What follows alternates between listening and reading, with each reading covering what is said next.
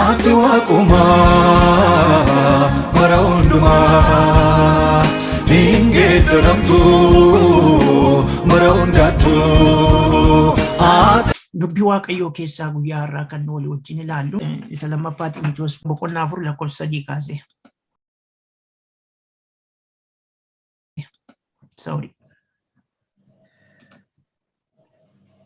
Akkaidha. Barri itti namoonni barsiisa sirrii fudhachuu jibban dhufuuf jira. Bara sanas akka hawwii isaaniitti barsiisota wanta gurra isaaniitti tolu isaan barsiisan walitti hin sassaabbatu. Isaan dubbii dhugaa dhaga'uu irraa garagalanii gara mammaaksa amantiitti hin goru. Ameen. Waaqayyo akkanatti dubbatuuf kadhanna. Galanni guddaan siif haa ta'u. Yaa Waaqayyo ganamaa jalqabdee nu sooraa turte. Karaa faarfannaa, karaa dubbii kee dubbachuu, karaa nama nuuf kadhatu waan garaagaraatiin nutti dubbachaa turte. Garuu yaa Waaqayyo ammas nan jedha sabni kee dheebuu qaba. Waan sirraa dhaga'u qaba. Waan sirraa fudhachuu barbaadu qaba. Maqaa Kiristoos Yesuusiin ati yaa Gooftaa nutti dubbadhu. Qalbii keenyatti, laphee keenyatti, hafuura keenyatti maqaa Kiristoos Yesuusiin nutti dubbadhu. Nus dhageenya hafuurri hamaan yeroo kanaa jalqabee naannoo gurra keenyarra, naannoo lafa nu jeequ, naannoo keenyarra maqaa Kiristoosiin kan hidhamanaa ta'an. Hallelujah. Hafuurri keenya qulqulluun inni yaa Waaqayyo waan hundumaa sirreessuu, diiguu, ijaaruu danda'u maqaa Yesuusiin nu keessa haa boqotu, nu wajjinis haa ta'u, nu haa barsiisu. Hallelujah. Maqaan kee haa ulfaatu maqaa Yesuusiin. Ameen. ati waaquma bara hundumaa hingeeddaramtu bara hundaattu. Mata dureen kwarraa kutaa kana keessatti akkuma arginu baroonni nuti keessa jirru baroota sana Paaster Kennaan baay'ee dubbateera. Baroonni nu keessa jirru baroota baay'ee jibbisiisaaf gadhee isa Waaqayyo Phaawulos karaa Xiimotewos ilma isaattiin itti himee itti gorsee bara sana keessa jirra. Waan gaarii bara namni dhaga'u hin barbaanne, waan garaa isaatti tolu, waan waan jaallatu, waan filate dhaga'u bara barbaadu keessa jirra. Waan filate dhaga'u bara barbaadu keessa jirra. Bara akkasii kana keessatti Waaqayyo hafuura isaatiin nutti dubbata, dhalootatti dubbata. Mee wanta tokko akkasin ilaaltan kutaa kana keessatti wanta tokko akkasin ilaaltan isinitti agarsiisa. Akkuma iskiriinii kanarraa argaa jirtanii kutaa kana keessatti wantoota kana jira. Bara nama barsiisa hawwii dhugaa mammaaksa amantii. Bara nama barsiisa hawwii dhugaa mammaaksa amantii. Isa kanan isinitti dubbadhaadha. Garuu waan lama duwwaa isinitti dubbadha. Sababni isaa fixuu hin danda'u baay'ee barsiisa dheeraadha. Barri kun inni Phaawulos jedhu bara akkamii ture? Iddoo sanatti maaliif akka jedhe Phaawulos ilma isaa maaliif gorsuu barbaade? Bara kana keessaa gara jalqabaa kaaftanii yoo ergaa Xiimotewos kana qorattanii bara sana keessatti namoonni horii jaallatu, horiitti of gurguruu, horiitiin immoo warri horii jaallatan immoo horii jaallachuu isaaniitiin miidhamni gurguddaan akka irra ga'e hin dubbata. Akkasumas immoo Xiimotewos duraa boqonnaa 6 lakkoofsa 5 irratti immoo namoonni tokko sammuun isaanii sababii Waaqayyoon argachuu, Waaqayyoo wajjin jiraachuun waan argatan, bu'aa argatan itti fakkaatuuf waraansa baay'eetiin waraanamaniiru. Isaan sammuun isaanii akka hin hojjenne Phaawulos hin dubbata.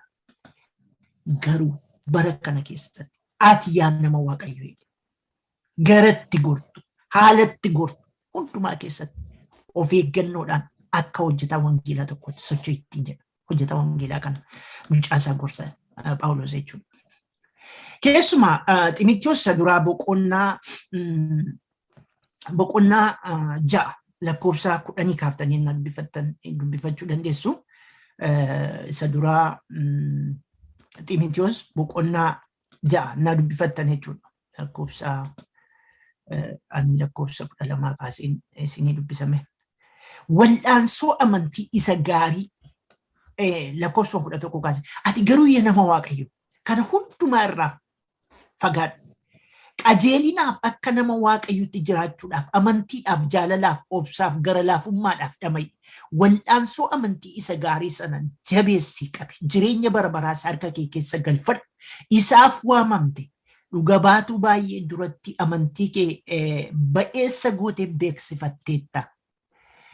Fuula Waaqayyo isa wanta hundumaa akka jiraatu godhu fuula Kiristoos Yesuus Phonxees Phiilaaxoos duratti amantiidhaaf ba'eessa godhe dhugaa ba'e durattis kana sitti nan kennaa jedhe. Ati yaa nama Waaqayyoo yeroo inni jedhu mucaa kana yeroo inni gorsu laata. Ati yaa nama Waaqayyoo. Mee barri kun maal? Barri nuyi keessa jirru kun bara amantii ilma namaa bukkeetti, intala namaa bukkeetti amantiin gatii dhabeessa ta'edha. Gatii dhabeessa ta'edha. Useless.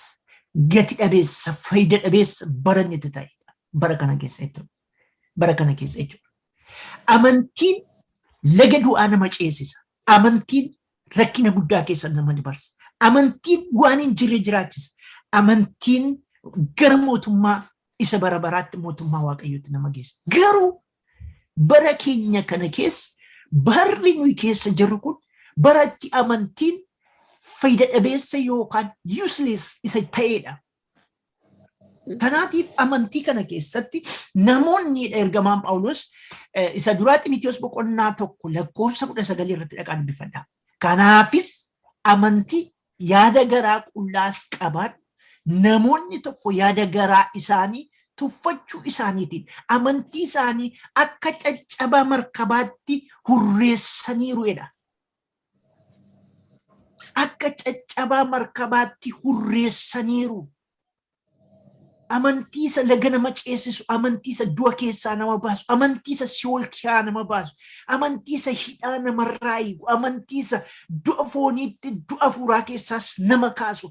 Amantii kana akka caccaba markabaatti fudhataniiru. Bara keenya keessa kun, barri nuyi keessa jirru kun bara akkasii. Baratti namni qilleensa hordofu, baratti namni gurri isaa waan isaaf barbaachisu duwwaa dhaga'uu barbaadu. Waan isaaf faayidaa ta'e duwwaa dhaga'uu barbaadu. Bara namoonni Waaqayyoon dhaga'uu miira isaanii dhaga'uu barbaadan bara akkasii keessa jira. Kanaaf waldaa kiristaanaa isa jedhan dhiifama naa godha. Biyya keessatti international warra jedhaman keessatti waldoota internationalii jedhaman kana keessatti jechuudha. Baratti fedha namootaa eeganii waan namni fakkaatu eeganii namootatti dubbatanidha. Amala biizineesii nama biizineesii barate waan ta'eef amala biizineesii qabu. Biizineesiin tokko nama gaddisiisa miti yookaan kastamerii isaa maamila isaa gaddisiisa miti. Maamila isaa akka inni hin gaddineef maamila isaa kabajee maal ta'e akkuma biyya nuyi guddannu kana keessa jiraatan jechuudha. Kastamerii isaanii baay'ee eeggannoo godhu. Maaliif deebi'ee bor akka inni irraa bituuf jechuudha. Akkasuma isaan sunis waan fedha kastamerii isaanii malee, waan fedha maamila isaanii malee, waan fedha amantoota isaanii malee, waan fedha Waaqayyoon dubbatan. Baratti fedhi Waaqayyoo gadi aantummaadhaan dhiitamaa, fedhi namaa olaantummaadhaan dubbatamu. Miira namaa eeggatanii, da'oo miira namaa eeggatanii, miirri namaa gadi kufaadha yoo ta'e akkaataa itti miira namaa sana ol kaasan eeggatanii baratti namatti dubbatanidha. Gurri namaas maal dhaga'uu barbaada? Gurri namaas isuma kana dhaga'uu barbaada. Gurri namaas ol ka'umsuma dhaga'uu barbaada. Gurri namaas utuu ittiin dafqin mana guddaa sirratti ijaaruu barbaada. Gurri namaas utuu ati ittiin dafqin konkolaataa gaarii akka argattu barbaada. Gurra namaati, miira namaati, fedha namaati, simmeetii namaa sa'i. Garuu fedhi Waaqayyoo Waaqayyo ilma isaa gara biyya lafaatti kan ergeef isa kanaafi. Dhiigi ilma isaa Yesuus Kiristoos kan dhangala'e kanaafi. Mana nurratti ijaaruufi. Buddeena nu nyaachisuufi. Kana kaayyoon Waaqayyoo kana gara akkasitti nu adeemsisaa kaayyoo Waaqayyo nu akkas miti. Bara kana keessa gaa kanaaf maamila isaanii gammachiisuudhaaf jecha ituu isaan waan xuraa hojjetanii jiranii Waaqayyo gamatti si baasee gamanaan si baasee kulluffoo si galchee ol si baasee gadi si deebisee maal jedha? Maaliif? Gaddisiisuun barbaada waan ta'eef. Gaddisiisuun barbaada waan ta'eef. Fedha Waaqayyotti dubbachuun barbaadan. Miira namaa dubbachuu. Waan Waaqayyo mini. Waaqayyo nagaa barbaada jechuun Waaqayyo dhiiga namaan dhangalaasinaa hin jedhani. Waaqayyo nan dhangalaasa dhiiga jara sanaa jedha jedhanii dubbata. Baratti miirri namaa akkasitti hin dubbatamu. Ijoollee wangeela Kiristoos dubbisaa. Warroonni yeroo baay'ee wangeela Kiristoos hin dubbifne qoraa ilaalaa jedha waan ta'eef wangeela Kiristoos dubbisaa. Dhagaa wangeela Kiristoos. Namoota wangeela Kiristoos hubatan hubadha. Dhugaan isiniin jedha. Inni isin qabattan kun jireenya. Amen. Amen. Isin qabattan kun jireenya. Amen. Kanaatiif akka caccabaa markabaatti jedhe. Akka caccabaa markabaatti. Kan biraan egaa barri nuyi keessa jiru bara akkamiiti yoo jedhe nama bara amantiisaa caccabaa markabaatti nama amantiin kee waa'ee hin baasuu namatti hin jedha. Nama akkasii keessa bara akkasii keessa jirra jechuudha. Bara akkasii keessa amantiin keenya waa'ee hin baasu. Waa hojjechuu hin danda'u baritti jedhamu keessatti. Bara akkasii keessa jirra jechuudha. Bara akkasii keessa jirra. Inni kan biraan barri nuyi keessa jirru bara amantiidhaan daldalanidha. Isa kanarra baay'ee isaa hin dubbatu. Isa lammaffaa Xiimotewos boqonnaa 6 lakkoofsa 5 irratti dhagaa dubbifadhaa. Isiniin dubbisa akka'edha. Akka'edha. 6:5. Namoonni warri qalbiin isaanii badee waraarsuunis kana keessa dhufaa isaan immoo dhugaan waan irraa fudhatamee fi nama Waaqayyoo ta'uun waan ittiin bu'aa argataniin simudha. Kanaadha. Iddoo kanatti wanta tokkoon isinitti hima, waan jabaa tokkoon isinitti hima. Waan jabaa tokkoon isinitti hima. Yesuus Kiristoosiin akkamitti fudhatu? Warroonni tajaajilan tajaajilli isaanii immoo akkamittiin tajaajiltoonni immoo akkamittiin fudhatu? Fakkeenyaaf luboonni, paasteroonni, tajaajiltoonni kan biraanis, raajoonni, ergamoonni warra jedhamanii of waamanii kuni akkamittiin fudhatu ennaa beektan akka abbaa qabeenyaatti akka ooneriitti of fudhatu. Amantoota of jalaa qabanu, namoota of jalaa qabanu akka kastameriitti fudhatu, akka maamilaatti fudhatu. Yesuusin immoo akkamittiin fudhatu? Akka horii callaatti, akka piroodaaktiitti jechuudha. Akka horiitti fudhatu. Kanaaf Yesuus Kiristoosiin maal godhu? Amantoota kastamerii ta'an kanatti gurguru. Fayyina Yesuus Kiristoos isanni karaa dubbii isaatii tola fudhattanii tola kennaa. Fayyina kana tola kennaa sanii jedhu. Kennaa kana tola kennaa. Kennaan kun akka ittiin tola siniif kenname tola kennaa sanii jedhu kana dhiisaniitu piroodaaktii godhanii Yesuus Kiristoosiin gurguru. Dhalootatti gurguru. Dhalootatti kennu.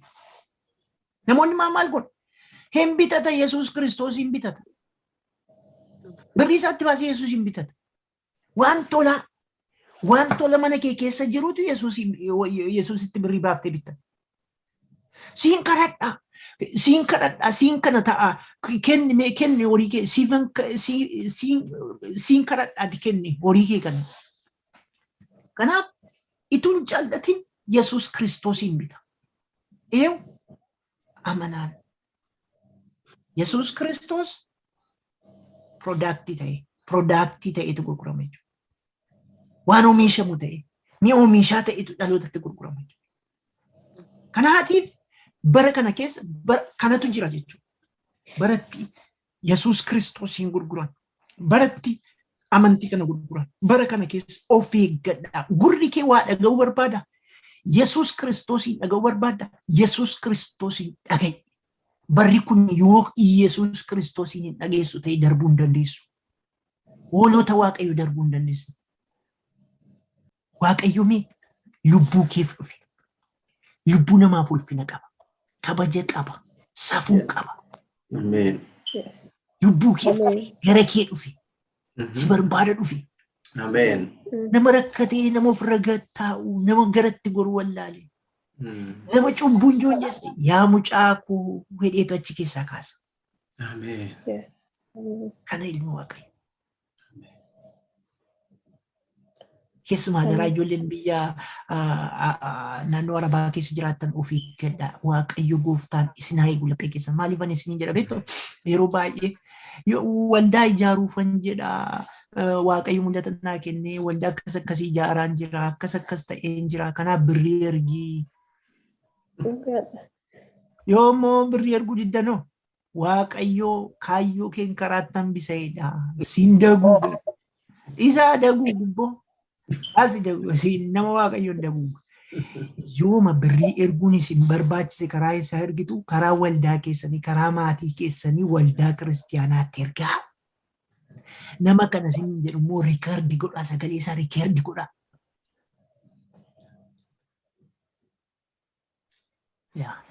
Bara akkasii keessa jira sababii ta'eef. Bara hamaa keessa jirra waan ta'eef. Hamooti gara hamootaatti deebi'anii jireenya dhala nama balleessaa jiru waan ta'eef. Mee waa'ee bara kana keessaa nan darba. Bara nama isa jedhu naqa. Nama isa jedhu naqa. Hin fixu ishee nama jedhu kana dubbadheetanii namoota Waaqayyo namoota baay'ee jira Waaqayyoon nuuf kadhatu. Nama akkamii jira? Nama akkamiitu waldaa keessa jira? Nama akkamiitu amantii kan duukaa jira? Nama akkamii jira? Ergamaan Phaawulos akka inni ergaa kana keessatti dubbate keessatti isiniin irra deebiin isin dubbisaa. Baratti namoonni barsiisa sirrii fudhachuu baratti namoonni barsiisa sirrii fudhachuu jira. Baratti namoonni barsiisa sirrii fudhachuu jibbanii dhufayda. Bara akkasii dhufayda. Bara kana keessa kanaatiif ergamaan Phaawulos jechuudha. Bara kana keessa namni maal fakkaata? Nama akkamiiti? Mee wanta tokkoon isin himu. Namni nuyi har'a kiristiyaanummaa nuyi har'a keessa jiraannu. Kiristiyaanummaa nuyi har'a keessa jiraannu kiristiyaanummaa ulfinaati. Waaqayyos kana barbaada. Waaqayyos isa kana barbaada. Waaqayyos isa kana barbaada. Isa akka nuyi keessa jiraannu barbaada. Kanaaf namni maal fakkaata bara kana keessa? Namoota jireenya ofii tolfatanii keessa jiraatan argina. Jireenya nam-tolchee artificial life, plastic life. Plastic life inni jedhamu kuni nama jireenya fakkeessee jiraatu. Nama Waaqayyoo taanaan, nama hafuuraa taanaan isa fakkeessee kan jiraatu. Nama jireenya ofii tolfatee jiraatu. Jireenya ofii isaa keessa jiraatu. Nama jireenya ofii isaatii mijeeffatee keessa jiraatu. Jireenya nam-tolchee keessa jiraatu. Artificial life. Fakkeessanii fake life. Jireenya Waaqayyoon barbaadu tun ta'in jireenya Waaqayyoon barbaadu fakkaatanii jiraachuu. Jireenya sana jiraachuu tun ta'in fakkaatanii jiraachuu. Artificial life. Nama akkasii keessa jira. Xiimotewos isa lammaffaa boqonnaa 3 mee walii wajjin dubbifan. Isa lammaffaa Xiimotewos boqonnaa 3 lakkoofsa 1 kaasee akkeedha. Guyyoota gara dhumaatti yeroon sodaachisaa akka dhufan hubadhaa. Namoonni warra ofittoo, sassatoo, of jajoo, afuufamoo, arrabsitoowwan, warra abboota isaanii fi haadhota isaaniif hin abboomamne, galata hin qabne, warra wanta qulqullaadhaan morman hin ta'u, warra jaalala of keessaa hin qabne, warra araara hin jaallanne, warra maqaa namaa balleessan, warra waan of hin qabne warra ofii hin qabne, warra eeggannaa hin qabne, warra of arguu dhabuudhaan of bobbokoksan, warra waaqayyoon jaallachuu caalaa warra waan isaan gammachiisu jaallatan ta'uuf jiru. Akka bakkeedhaan mul'atutti nama waaqayyoo hin fakkaatu. Humna sana nama akkasii keessa jiru garuu hin galu. Warra akkasii irraa fagaadhu. Jireenya artificial laayifii kan jiraatan irraa fagaadhu. Artificialii lallabaa, artificialii faarfataa, artificialii tajaajila, artificialii lallabaan raajiin guuteera, ergamaan guuteera. Warroota jireenyi isaanii akka fakkeessuu duwwaadhaan jireenya sana jiraachuun barbaadan, waan Kiristoos baate baachuun barbaadan, beela'uun barbaadan, dheebochuun barbaadan, rakkachuun barbaadan, maal jechuun barbaadan, Kiristoosiif jedhanii soomuu gajjachuun barbaadan, jireenya garuu nama waaqayyoo isa qulqulluu fakkaatan jiraachuu. Warroota jireenya namtolchee jiraatan jireenya akkasii guute. Egaan jireenya akkasii jiraachuun kiristiyaanotaaf sababii hin barbaachifne jireenya kana ofirraa baasaa gata. Ofirraa baasaa. Ofirraa baasaa. Wanta tokkoon isinitti himu. Hattuudha yoon ta'e hattuudhaan na fayyisi jedha. Sobduudha taanaan sobduudhaan irraa kaasa. Waliin ooftuudha, maaloodha, ejjituudha, machooftuudha, maaloodha taanaan. Maqaa keessan isa sirrii himaa waaqayyo dura jirtu. Maqaa keessan isa sirrii. Namittiin gaafa namoota nama lamatu Yesuus Kiristoos wajjin gaafa dhaqanii fannifamanii Luqaas boqonnaa 23 keessatti dhaqanii biifachuu dandeessu. Inni tokko mee ilma waaqayyoo yoo taate nuunis oolchi isaaniin oolchi jennaan. Isheen tokko garuu maal jette namtittiin suni ati waaqayyoon hin sodaattu namicha nana amma koo fannifamtee harraba si geesseetti duunni funyaaniin si yaa'uufetti duunni waaqayyoon hin sodaattu. Akkamittiin nama qulqullaa kanaan akka jetta. Noo hojii keenya nyaanne hattuu sababii taaneef hojii keenya nyaanne innoo qulqulluudha. Innaan nama biltii akkasii waaqayyo sinaa kun. Isa booda deebitee maal jetti? Yesuus mootummaa keetti yeroo deebitu na yaadadhu. Isa booddeetti galagaleetu ati anaa wajjin har'a jannaticha keessatti argamte. Ameen. Hin dhumee laala. Hin dhumeef bakka. Hin rukuteef waaqayyo. Ameen. Ati har'a na wajjin jannaticha keessatti argamte. Ameen.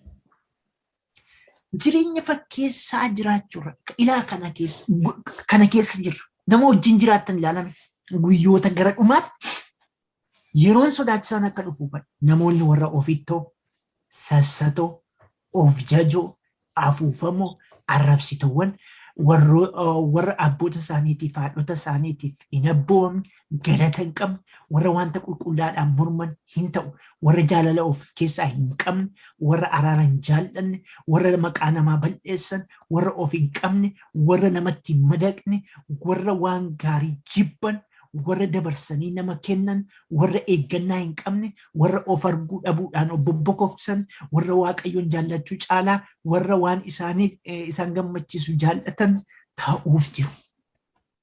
Bakkeedhaan nama waaqayyo keessaan butaa waraabessaa keessaan marzii bakkeedhaan dhadhaa keessaa marziituuf irra isaanii dhadhaa irra isaanii nama quuqu keessi isaanii marzii. Warroota akkasii raafii kanneen. Inni lammaffaan nama akkamii jiraatu? Artifiishaalii nama akkasii gaa artifiishaalii waaqayyooti itti dhufee jireenya sirrii godha. Artifiishaalii jireenya keenyaatti waaqayyoo dhufu ganama kan galgala kan. Namni tokko ameen jedhama. Ameen. Ameen. Artifiishaalii jireenya keenyaatti Yesuus itti dhufu. Ameen. Nurraa diigeetu nama nu godha jechuudha. Ameen. Nama sirrii. Amma ashaangulliitii biyya kana keessaa hin argitanii akka jedhanii hin dhaabanii ashaangulliitii. Nama fakkaatti garuu maaloodha ashaangulliitii. Yaa. Naadhiisa malee namni baay'een ashaangulliitiidha. fakkeessitu, fakkeessii kan dhaabatu, fakkeessii kan jiraatu, fakkeessii kan socho'u, fakkeessii kan deemu, fakkeessii jireenyi hin jiru garuu fakkeessu. Amma shaangulliitiin gaafa laaltan akkattiin yoo dhaabatte yaakkeettiin uffadhu kan uffatte akkattiin yoo dhaabatte nama fakkaatti. Gaafa itti siqan garuu nama lubbuun qabdu of keessaa. Nama akkasii baay'ate. Nama jireenya ofiisaatii hambisuu hin baay'anne. Nama jireenya ofiisaatii oolchuu hin dandeenyetu nama dura dhaabatee shaangulliitiin namatti rukuta. Nama akkasiitu fakkeessii jiraachaa jira biyya lafaa kana keessa. Nama akkasii jira. Waaqayyo nu gargaaru. Jireenya artifishaalii keessaa Waaqayyo cabsee nu haa baasu. Ameen. Nu baasuus qaba, cabsee nu haa baasu kana keessa. Inni kan biraan jireenya nama jireenya uumamaa jiraatu. Jireenya uumamaa.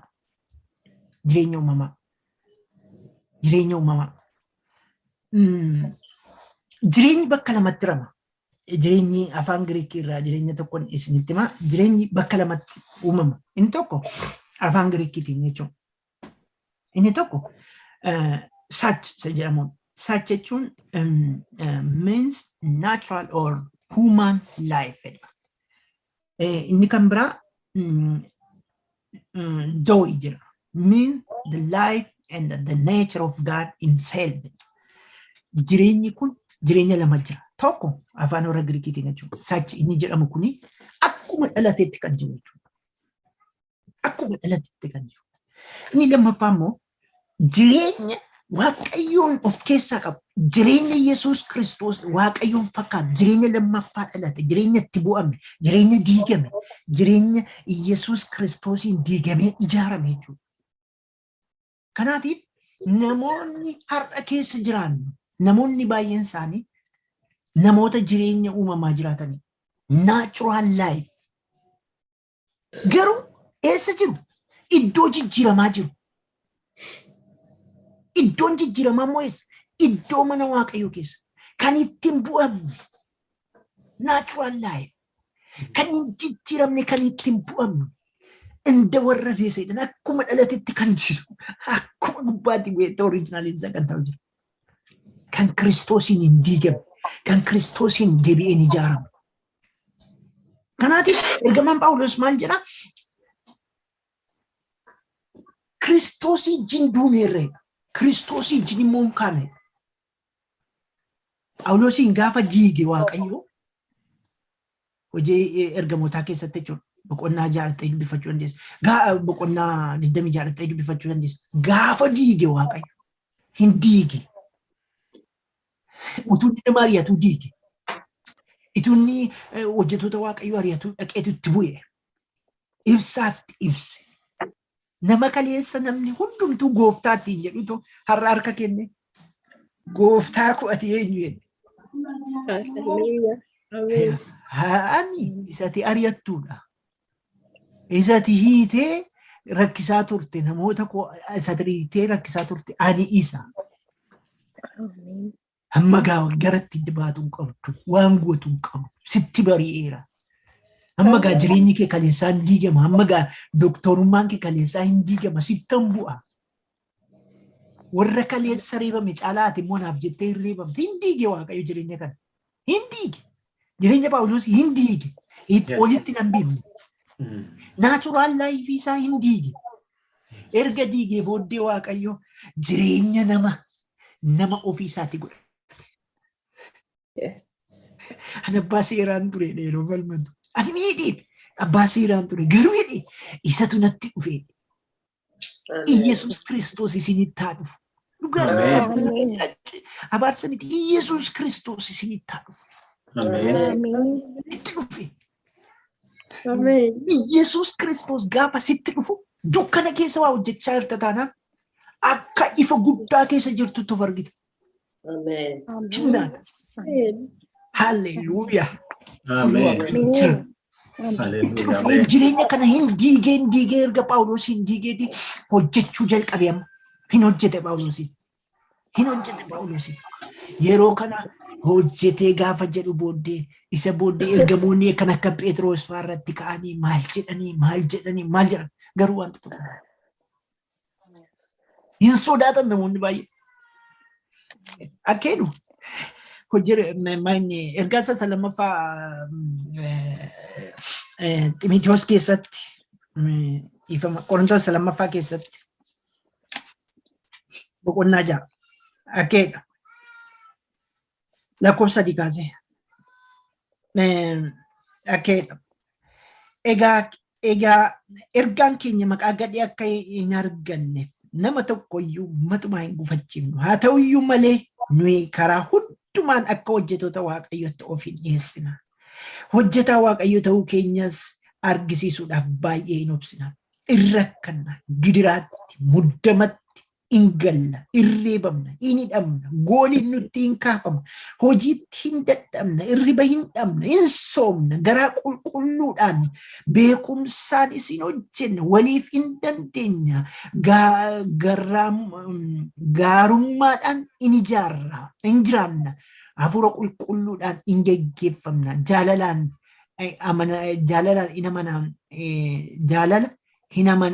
amanamaa hin agarsiifna, dubbii isa dhugaa baanu ni jedha. Keessumatti ulfina salphinaanis lakkoofsa 8 ulfina salphinaanis maqaa baduudhaan maqaa toluudhaan akka warra gowwoomsitutti ilaalamuudhaan dhugaa qabaachuudhaanis hin deddeebina. Utuma bakkeedhaan mul'atu keessumatti gadi buutanii na dubbifachuu dandeessu. Caccabaa markabaatiin 41 naxumadidha. Guyyaa tokko immoo ajjeefne irradhanii muusii jala buusanii deebi'an. Dhaqanii muusii jala buusanii deebi'an. Wangeelli ni dhamweedha.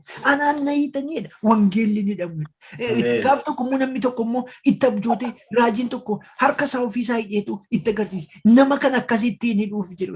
Ennaan ani jedhe raajii dhagayeera ani gara booddeen deemnaan jedhe. Ani Yesuusiif jedhee du'uyyuu na wayyee. Isa booddee Phaawulos dhumarratti maal godhan? Akka Christian Foundation history akka dubbatutti maal godhan? Luka isaa gamaa gamanatti hidhanii magaasiidhaan gargar baasan. Hamma kanatti jireenyi diigame, jireenyi uumamaa gaafa diigamu lubbuu isaa mararsiifatu Yesuusiif. Jireenyi uumamaa gaafa diigame Yesuusitti dabalamu. Qabeenya mini lubbuu isaa iyyuu mararsiifatu Yesuusiif. Haleluuyaa. Kanatu ta'e jireenya uumamaa kanatu diigame Yesuus Kiristoosiin lubbuun nama kanaa erga ijaarame booddee erga nama haaraa ta'e erga nama dhalate erga sochiinsaa jijjiirame erga sammuun isaa jijjiirame gaafa Yesuus gara kee dhufu sammuu kaleessa tortore sammuu jiita'e sammuu bade sammuu jeeqame si kee harcaasitu nama isaa si godhata. Ani ergamaan Phaawulosidha. Kaleessa hojiitti bareera, kaleessa maal ta'eera dunkaana hodhee jiraachuu jalqabe namoota baay'ee dhaaf eebbataanaa hojiitti agarsiisa. Ergamoota baay'ee keessaati kan akka Phaawulos hin jiru. Maaliif beektu? Akeedi ani Yesuusiin akkam fakkaadhe isin na fakkaadhaa jedhe. Yesuusitti namoota argisiisanii ani Yesuusiin fakkeenya guddaa. Namni nama akkas of hin jedhu jira? Jabina akkasii kan qabu jira? Hin jiru. Yesuusiin nan fakkaadhe. Mee isinis Yesuusiin fakkaadhaa akka goe. Mee anaan fakkaadhaa isin immoo jedhe. Amma isin Yesuusiin hin argine mini? Yesuusiin argitanii mini? Mee ana isa Yesuusiin fakkaate kana fakkaadhaa. Baay'ee cimaadha kun. Kanaaf jireenya uumamaa baannee deemaa jirra yoo ta'e jireenya uumamaa mootummaa Waaqayyootti nu godha. Gaafa diigamnu arrabii keenya toora qabata. Gaafa diigamnu sammuun keenya jijjiirama. Gaafa diigamnu waan xuraa'aa bukkee dabarra. Gaafa diigamnu akka quraa malakteenyaa hin taane jechuudha. Quraa malakteenyaa beektumni qurruu ishee gaafa nuyi erge jechuudha. Gaafa raqa argitu achitti hafte gugeen hin deebite qurruun achitti hafte. Namoonni baay'een gaafa Waaqayyo lafaa isaan kaasu, gaafa Waaqayyo daaraarraa rukutu, gaafa Waaqayyo daaraarraa rukutu, nama isaan godhu, maal isaan goolli isaan qabu, gaa'ila irratti gaa'ila barbaadu. Gaa'ila Waaqayyo dhaabeef diigu, jireenya Waaqayyo kenneef diigu. Maaliif Waaqayyotu nama isaan godhu?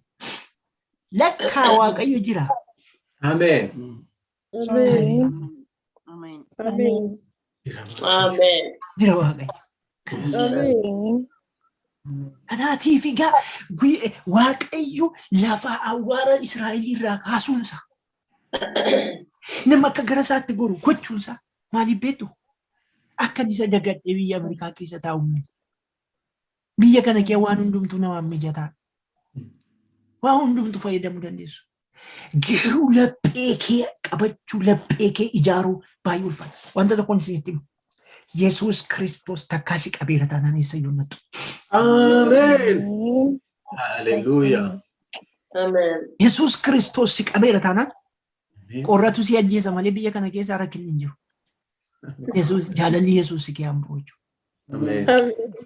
Amen. Yesuus. Dura jechuudha. Kanaaf jireenya uumamaa kanatti adda ba'uudha. Amma jireenya uumamaatti adda hin baane taanaan gara waan baay'ee dogoggortu. Saba Waaqayyo isinitti hima. Kanaaf jireenya uumamaa kanatti immoo akkuma Phaawulos diigee haaraa godhee isin ijaaru. Amen. Ijaaramuu barbaaddu?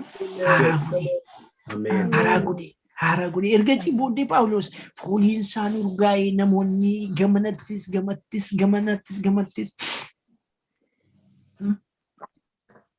dhugaadha. Waaqayyo isinii wajjin ta'u malee Waaqayyo isinii wajjin jiraatu malee aduun hin bariin hin jiru. Barri hin bariin jiru. Yeroon hin bariin hin jiru. Dukkanni hin bariin hin jiru. Waaqayyo isinii wajjin ta'u malee. Amen. Isinii wajjin ta'u malee. Amen.